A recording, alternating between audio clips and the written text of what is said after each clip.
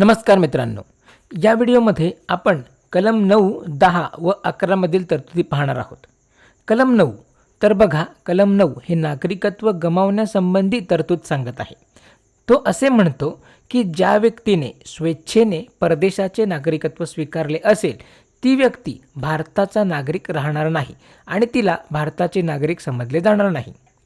त्यानंतर कलम 10 तर कलम 10 असे म्हणतो की जी व्यक्ती भारताची नागरिक आहे किंवा भारताची नागरिक मानली जाते ती संसदेने केलेल्या कायद्यांच्या तरतुदी विचारात घेऊन भारताचीच नागरिक राहील.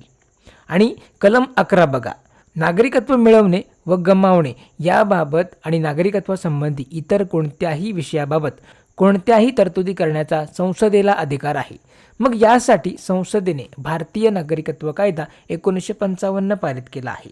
मग 26 जानेवारी 1950 नंतर कोण भारताचे नागरिक असतील यासंबंधी तरतुदी या कायद्यामध्ये नमूद केल्या आहेत. तर हे तिन्ही कलम लक्षात ठेवायचे.